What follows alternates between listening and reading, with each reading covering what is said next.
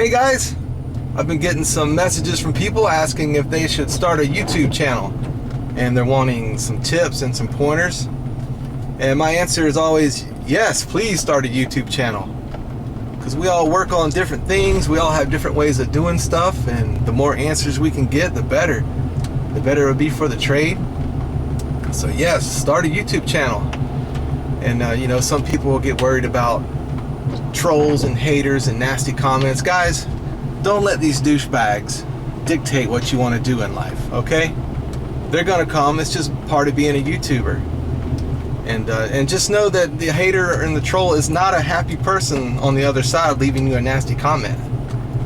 They're not happy people. Happy people don't do things like that. Happy people don't talk about people and troll around the internet being jerks. They're sad and they're miserable. All right, so don't worry about what douchebag Dan 57 has to say about what you do. Just delete them and block them and move on with your happy, normal life.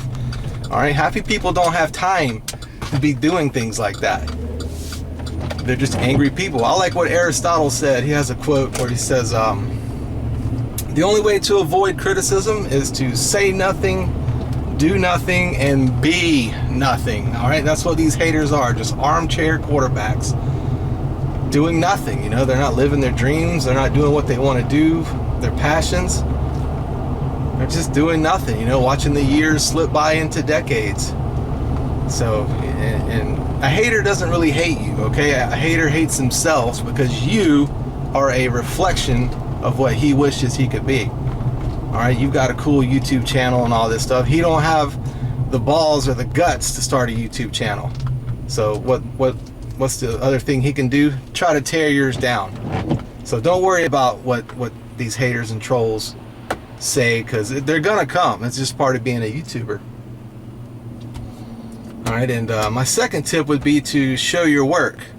I see some channels where guys will show what's broken, and then the next clip will be of it fixed. They didn't show anything in between. You know, people want to see the torches being blown around. They want to see the cutting and the process of what goes into the repair. You know, so show your work. You know, if you got to braze something up, show the braze and show them torches getting blown around, skid. You know, some guys say, well, I'm scared somebody, you know, make fun of my braze or make fun of the way I do it. There you go again. Worried about what douchebag Dan 57 has to say. Don't worry about it, man. Show your work. I don't do things perfectly. And people, you know, some people will let me know, and if they're mean and nasty about it, I'll delete it and block them. I don't mind constructive criticism. I love constructive criticism. That's why I do YouTube pretty much, because I'm getting free knowledge from people all over the world. You know, they're not being nasty. They say things like, hey Lex, you know, great repair, nice fix, but I bet if you tried it this way, it'd make you twice as powerful. So, and I'll try it their way, and if I like it, I'll keep doing it. And if I don't like it, I do what works for me. So that's my second tip. Show your work, and who cares what anybody says. And let's see, my third tip would be to create little moments of suspense. Things that make a few people scream at the screen and wondering, you know, what you're doing. For instance, an example would be like in scary movies, when the girl and the monster are downstairs. And what's the first thing she does? She runs upstairs and gets in a closet with no lock on it. That's a little moment of suspense. Yeah, little moments of suspense. Like in all the D.I.Y shows you see on HGTV. They all have those ridiculous deadlines, you know, like, oh, I gotta turn this whole mansion. I gotta flip it. I gotta flip this whole mansion in 4 days. And it's like, yeah, right, you know, but it creates a little moment of suspense. That's what I learned before I got into YouTube real good, you know, a lot. I read a book about how to make a good movie and how to make a good show, and that was the common thread throughout the book. Create little moments of suspense that just makes people like, oh, what are you doing, you know? So I thought about how I could do it in my own little videos, and what I came up with is like using a pair of channel locks when I should have used a crescent wrench. I mean, that you'd be surprised how many people get uptight about that. It drives them crazy. They're just like, oh, what are you doing? You're using a pair of channel locks. You just crescent wrench. I have one video where I'm tightening up a water supply line on a water heater, and I must get 20 comments a week from guys because I was tightening up a water supply line with a pair of channel locks. And I wasn't chewing up the nut or anything. I wasn't shirking the repair. The repair is still getting done. But, you know, 90% of people don't even notice it. They don't even care. But there's this 10% of guys out there that gotta let you know, and it drives them crazy. But that's good with me because, you know, I'm in their head now, and they want to stop by and watch other videos to try to pick my work apart.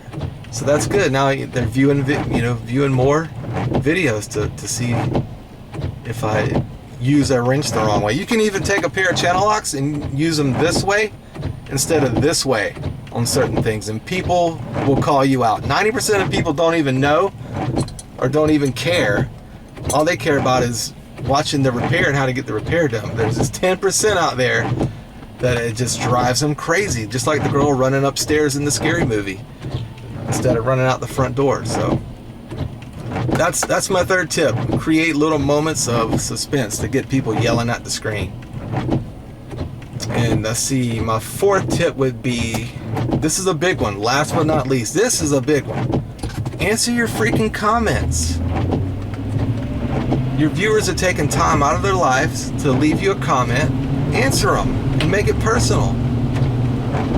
There's so many channels I see where guys don't answer their comments. Even bands, you know, back when I was in the music business, I go to these new bands pages or local bands, and they got comments and they don't answer them. So, you know, nobody wants to come back to that. Nobody wants to come back to your page knowing they're not going to get their comment answered after they've taken time out of their life to leave you a nice message. So that'd be my fourth tip. Answer your freaking comments. Alright, that's about does it, man. Get you some haters and trolls, man, and don't worry about what they have to say, because haters and trolls are good for your channel because it shows interaction. Okay? Channels that don't have any interaction get buried and they never get seen. So get you some haters and trolls. I want more haters and trolls. The first time I got my thumbs down, I was like, yes! Because I knew I was on my way, you know. Strangers were finding my videos and watching them. Friends and family are good, and they show their support, but friends and family aren't going to leave you any kind of constructive criticism or anything. They're going to give you you know, you can turn the camera on and fart into it, and they'll give you, friends and family will give you a thumbs up and say, oh, you know, I like at the end where the fart went high-pitched, you know, that was good. So get you some haters and trolls, and don't worry about what they say. You know, you'll get these guys coming across saying, oh, you're holding this wrong, you're using that wrong. It reminds me back when I was playing guitar, first started playing guitar, there were these guys that would always say, oh, you're holding your guitar wrong, because my thumb goes over the neck, because that's comfortable to me. It goes way over the neck, and they'd always be like, oh, your thumb's got to be in the middle of the neck. So as I got better, I hit the road traveling and came home, you know, after partying with chicks and with a pocket full of money, and where are these guys? What are they doing? Still in the garage telling people how to hold their flipping guitar.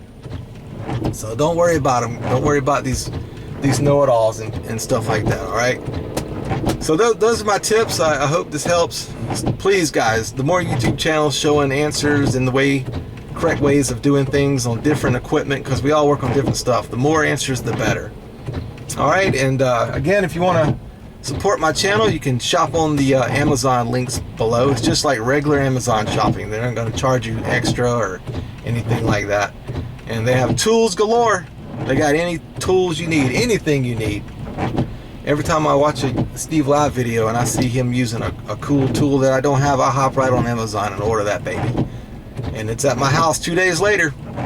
So that's how you can support the channel. Just shop on my Amazon link that I'll leave below in the description. And I also leave it below in the comment section as well, pinned on the top. So, alright, that's it, guys. See y'all in the next one. Late.